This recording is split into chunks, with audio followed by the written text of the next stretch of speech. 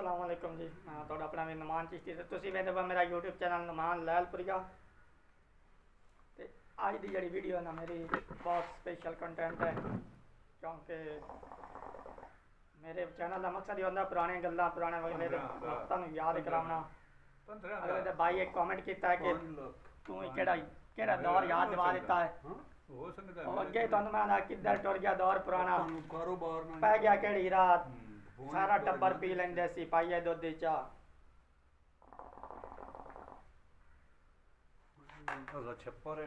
आज मैं जी गल कर लगा वो है जी दादे के बारे। दादे में शायद कोई अजकल के नवे शवार चिक्कर समझते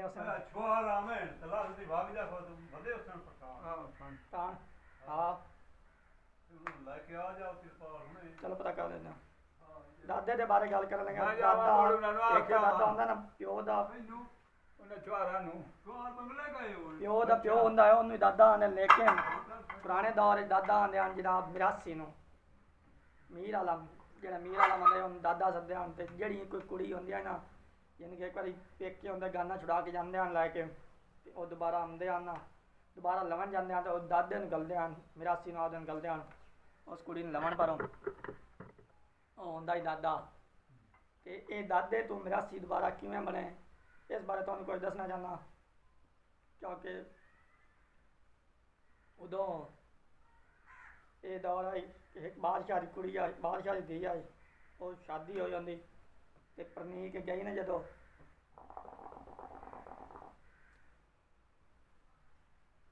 जदों परनीक गई ते उन्हों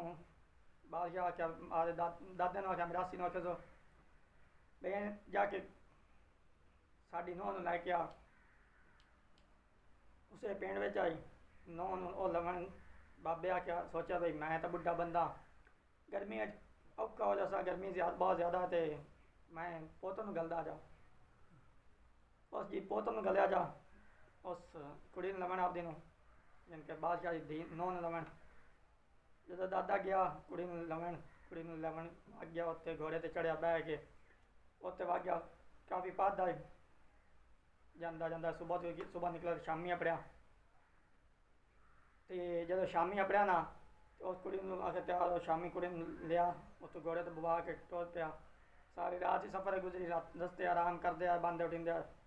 एक जगह जंगल गुजरन लगे ना तो वह दादा का जोड़ा पोतरा ही मिरासी उस आप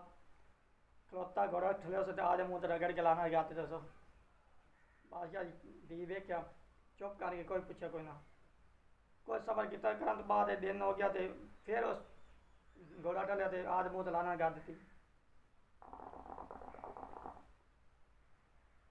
खैर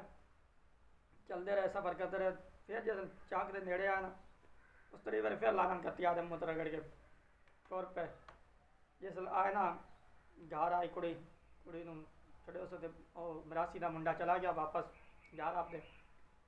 बादशाह पूछा भी हाँ पुत्र सफ़र की हो रहा तो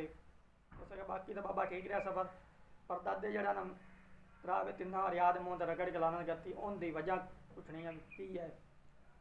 बादशाह सुबह कचहरी लगी बादशाह साध लिया मिरासी नूं कि हाँ भाई दस तेरे दो कि तो लानत क्यों करती उसका जी मैं तो गया कोई नहीं सो मेरे मैं बुढ़ा बंदा मैं चलो पोत नूं गल दें पोत नूं गलिया तो उस कोल पुछ लेने सार के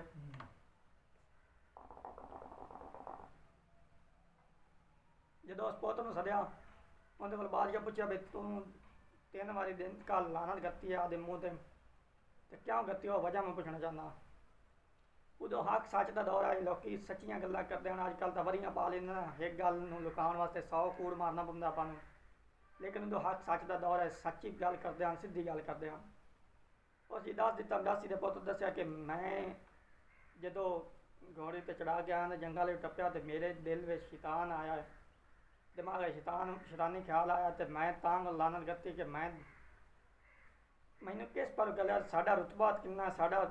केड़ी इज्जत कदर किन्नी है मिरासी की दादे की किहड़े ख्यालों में आ गया तो उदों मैं आपकी लानत करती तो मुड़ मेरे तू शैतान दूर हो गया 3 बारी शैतान आया 3 बारी मैं शैतान दूर करने पर यह गल की है। तो मिरासी का प्यो बोलिया उस शवाद का भाई ये मेरा पुत्र है भी नहीं मेरा खून है नहीं तो बादशाह पूछा की वजह वहाँ सवानी दिन आ दिन साथ उसकी आज सवानी ने सद्या ते उस सवानी ने कहा भी ये मेरा खून नहीं है, ये हराम दा है। उस सवानी बोली दादे की सवानी, उसने कहा है तो इतना होता खून पर मेरे को एक गलती हो गई। उसने कहा क्या गलती? उसने जो मैं बाहर शहजादी के घर रहा सो ना, बादशाह के घर रहा सो, कपड़े कुपड़े धोंदिया तो मैं मेरा चूर जमया हुआ बादशाह का जमया हुआ है। तो उस टाइम मैं कपड़े धोवन जावन लगी तो मैं बादशाह शहजादी ने आख्या भी इन मेरे पुत ने वे कि जुप्पी गया सुता पिया तो रोवे तो मैनू सद्दी जा। तो मैं आ गया कपड़े धोवन तो यह रुना है मगरों, तो इनू बाल शहजादी दुध दिता जापदा। ये बाल शहजादी का दुध दुआ कि ना ये दुध की खसलत है, होर मेरे कोई फतूर कोई नहीं, मेरा हक हलाल का पुत्र है। उस सद्या बाल शहजादी ने, उस इवें गल, उसका हाँ जी इवें गल है।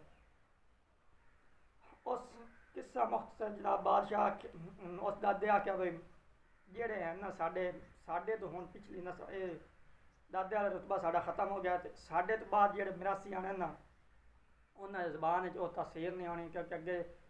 फिटकार बनती है, फिटक बनती है। कोई भी बंदा किस कमी किसी बहुत मिरासी वग जाता है ना, पैसे मंगन पर या किसी भी त्यौहार से वग जाता है, वो मिरासी की दादे की कदर करते हैं। क्यों भाई दादा कि फिटकार दिता ना, सारी जिंदगी वो फिटकार मगर आती है। तो उस तो बाद अगां आवन वाले वक्त जिमें जिमें वक्त गुजरता गया उन्होंने वो जी जबान की तसीर है वो खत्म होती गई। हाँ लेकिन एक गल है, हूँ का अजकल तो मिरासी कमी जोड़े भी हैं किसी के घरों पानी पी लेने, लेकिन उदो काम यह होंगे भी साडा चिश्तियां का कमी है ना, उस साढ़े चिश्तियां का कमी अज तो भावें 100 को तो दूर गया ना, जितने चिश्तियां का घर आना उस चिश्तियां के घरों पानी पीना है, होर किसी घरों पानी नहीं पीना। उदो कमी इंज होंगे तां को उन्हें जबान जो तसीर आए, तो हूँ वो तसीर ही खत्म हो गई है, तो हूँ दादे भी खत्म हो गए। ये दादे तो मिरासी इंज बनया।